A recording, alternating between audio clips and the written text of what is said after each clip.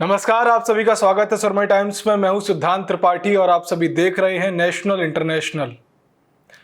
महाराष्ट्र के ठाणे में समृद्धि express highway पर कल देर रात एक भयानक एक्सीडेंट हो गया। असल में शाहपुर के पास सरलांबे में हाईवे पर पुल निर्माण के दौरान एक गर्डर लॉन्चिंग मशीन गिर गई, जिससे 17 मजदूरों की मौत हो गई। हाईवे पर रात में निर्माण कार्य चल रहा था। मीडिया रिपोर्ट्स के मुताबिक करीब रात के 1:30 बजे गर्डर मशीन 100 फीट की ऊंचाई से नीचे गिर गई। इसके नीचे अब भी कुछ मजदूरों के दबे होने की आशंका है। एनडीआरएफ के असिस्टेंट कमांडर सारंग कुर्वे ने बताया कि रेस्क्यू का काम सुबह 5:30 से ही जारी है। दरअसल गर्डर मशीन का वजन काफी होने से उसे जल्दी हटाया नहीं जा सका। प्रधानमंत्री नरेंद्र मोदी आज पुणे के दौरे पर आए हैं, जहां उन्होंने सबसे पहले दगड़ू शेठ मंदिर जाकर पूजा अर्चना की और इसके बाद वो एसपी कॉलेज मैदान में कार्यक्रम में शामिल होंगे।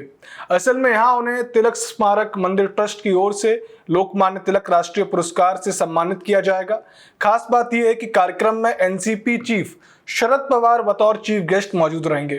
हालांकि पीएम को पुरस्कार मुख्य ट्रस्टी दीपक तिलक की ओर से दिया जाएगा, पर शरद पवार का पीएम मोदी के साथ मंच साझा करना विपक्षी गठबंधन इंडिया के नेताओं को रास नहीं आ रहा।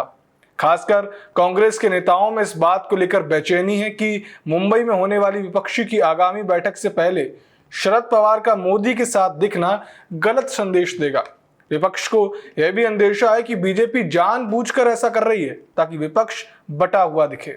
संसद के मानसून सत्र का आज 9वां दिन है और कमाल की बात यह है कि मणिपुर मुद्दे पर विपक्ष के हंगामे के चलते राज्यसभा दोपहर 2 बजे और लोकसभा 12 बजे तक के लिए स्थगित कर दी गई थी।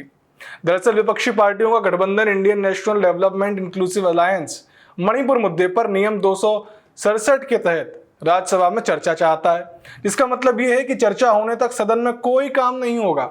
कांग्रेस का आरोप है कि प्रधानमंत्री नरेंद्र मोदी सदन में चर्चा से भाग रहे हैं। देश भर में बारिश अच्छी हो रही है और भारतीय मौसम विज्ञान विभाग का कहना है कि दक्षिण पश्चिम मानसून का सेकेंड हाफ यानी अगस्त से सितंबर के महीने के दौरान पूरे देश में सामान्य से बारिश होने की संभावना है।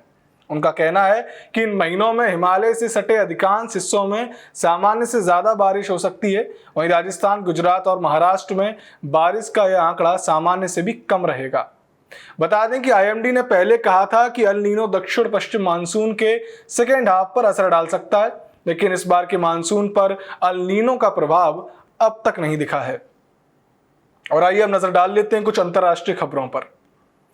रूस की राजधानी मॉस्को पर एक बार फिर ड्रोन हमला हुआ है, पर यह अटैक उसी बिल्डिंग पर हुआ जिस पर 2 दिन पहले भी हमला किया गया था। रूसी मीडिया आरटी के मुताबिक बिल्डिंग के जिस फ्लोर पर अटैक हुआ वहां कई सरकारी दफ्तर हैं। मॉस्को के मेयर सर्गेई सोब्यानिन ने कहा कि यूक्रेन ने 3 ड्रोन से हमला किया था। आपको बता दें कि रूस के डिफेंस सिस्टम ने 2 ड्रोन को मार गिराया, लेकिन एक ड्रोन बिल्डिंग तक पहुंच गया। वहीं रूस ने इसे फिर से आतंकी हमला बताया है। देश में भी सफर के लिए प्राइवेट जेट का इस्तेमाल करने वाले ब्रिटिश प्रधानमंत्री ऋषि सुनक इस बारे में पूछे गए सवाल पर बिफर गए और इंटरव्यू बीच में ही छोड़ दिया। वहीं अपोजिशन लीडर्स भी सुनक के इस रवैये को गैर जिम्मेदाराना बता रहे हैं। एक मीडिया रिपोर्ट में दावा किया गया कि भारतीय मूल के सुनक ब्रिटेन में जिस यात्रा को ट्रेन से करीब 1 घंटे में पूरा कर सकते थे, उसके लिए भी उन्होंने प्लेन का इस्तेमाल किया। दूसरी तरफ सुनक का दावा है वो वक्त का सबसे सही इस्तेमाल करना चाहते हैं, इसलिए प्राइवेट जेट का यूज करते हैं। इधर अफगानिस्तान में 2 साल पहले तालिबान के सत्ता पर कब्जे के बाद सोमवार को पहली बार अमेरिका और तालिबान के अधिकारियों की कतर में मुलाकात हुई।